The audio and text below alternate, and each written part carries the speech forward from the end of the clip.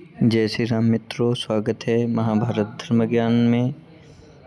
आज हम महाभारत के दूसरे अध्याय में बात करेंगे पर्वों की। कितने पर्व हैं और किस पर्व में क्या क्या घटना घटी। पौष्यं पौलोममास्तिकमादिरंसावतारणं ततः संभवप उक्तं भक्तं रोमहर्षणम्। इसके पश्चात पौष, पौलोम, आस्तिक और आदि अंशावतरण पर्व हैं। तदंतर संभव पर्व का वर्णन है जो अत्यंत अद्भुत और रोमांचकारी है।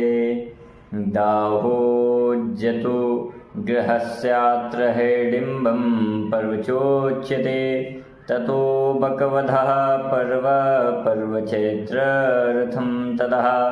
इसके पश्चात जतुग्रह लच्छा भवन दाह पर्व है। तदंतर हिडिम्ब वध पर्व है। फिर बकवध और इसके बाद चैत्र रथ पर्व है। ततः स्वयंवरो देव्याः पांचल्याः पर्वपोच्यते छात्रधर्मेण निजित ततो वैवाहिकं स्मृतम्। इसके बाद पांचाल राजकुमारी देवी द्रौपदी के स्वयंवर पर्व का तथा क्षत्रिय धर्म से सब राजाओं पर विजय प्राप्ति पूर्वक वैवाहिक पर्व का वर्णन है। विदुरागमनं पर्व राज्यलम्भस्तथैव च अर्जुनस्य वने वासः सुभद्राहरणं ततः।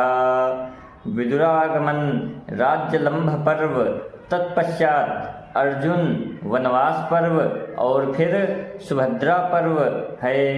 सुभद्रा हरणा दुर्धो गेया हरणहारिका ततः खांडवदाख्यम तत्रैवोमय दर्शनम।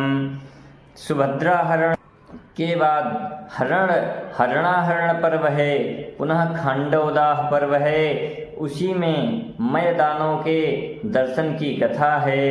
सभा पर्व ततः प्रोक्तम मंत्र पर्व ततः परम जरासंधवधा पर्व पर्व दिग्विजयम तथा।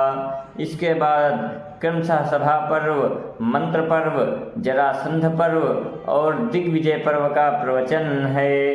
पर्वा दिग्विजयादूर्ध्वं राजसूयिकमुच्यते ततश्चार्घाभिहरणं शिशुपालवधस्ततः। तदंतर राजसूयज्ञ, अर्धाभिहरण और शिशुपाल वध पर्व कहे गए हैं। धूत पर्व ततः प्रोक्त मनुधुतमतः परम तथा आरण्डकं पर्व किर्मीरवध एव च। इसके बाद क्रमशः धूत एवं अनुधूत पर्व हैं। तत्पश्चात वनयात्रा पर्व तथा किमीरवर्ध पर्व है। अर्जुनस्याभिगमनं पर्व ज्ञेयमतः परम ईश्वरार्जुनयोरुद्धं पर्व कैराच संगीतम। इसके बाद अर्जुन भीगमन पर्व जानना चाहिए। फिर कैरात पर्व आता है जिसमें सर्वेश्वर भगवान शिव तथा अर्जुन के युद्ध का वर्णन है। इंद्रलोकाभिगमनं पर्व ज्ञेयमतः परम ननोपाख्यानमपि च धार्मिकं करुणोदयम्। तत्पश्चात इंद्रलोकाभिगमन पर्व है। फिर धार्मिक तथा करुणोत्पाद नलोपाख्यान पर्व है। तीर्थयात्रा ततः पर्व कुरुराजस्य धीमतः जटासुरवधा पर्व यक्षयुद्धमतः परम। तदंतर बुद्धिमान कुरुराज का तीर्थ यात्रा पर्व, जटासुर वध पर्व और उसके बाद यक्ष युद्ध पर्व है। निवातकवचैर्युद्धं पर्वजा जगरं तथा मार्कण्डेय समास्याच्च पर्वानन्तरमुच्यते। इसके पश्चात निवात कवच युद्ध, आजगर और मार्कण्डेय समस्या पर्व क्रमशः कहे गए हैं। संवादश्च ततः पर्वो द्रौपदी सत्यभामयोः घोषयात्रा ततः पर्वो मृगस्वाप्नोद्भवं ततः व्रीहिद्रोणिकमाख्यान्मैन्द्रुघ्नं तथैव च द्रौपदी हरणं पर्वो जयद्रथ विमोक्षणम्। इसके बाद आता है द्रौपदी और सत्यभामा के संवाद का पर्व। इसके अनंतर घोष यात्रा पर्व है, उसी में मृग स्वप्नोद्भव और व्रीहिद्रोणिक उपाख्यान है। तदंतर इंद्रधुम्न का आख्यान और इसके बाद द्रौपदी हरण पर्व है, उसी में जयद्रथ विमोचन पर्व है। पतिव्रताया महत्म्यं सावित्र्याश्चैवमद्भुतं रामोपाख्यानमत्रयो पर्वगेयमतः परम्। इसके बाद पतिव्रता सावित्री के पतिव्रत का अद्भुत महात्म्य है। फिर इसी स्थान पर रामोपाख्यान पर्व जानना चाहिए। कुंडलाहरणं पर्व ततः परिवीमिहोच्यते आरणेयं ततः पर्वो वैराटं तदन्तरं पांडवानां प्रवेशश्च समस्य च पालनम्। इसके बाद क्रमशः कुंडलाहरण और आरणेय पर्व कहे गए हैं।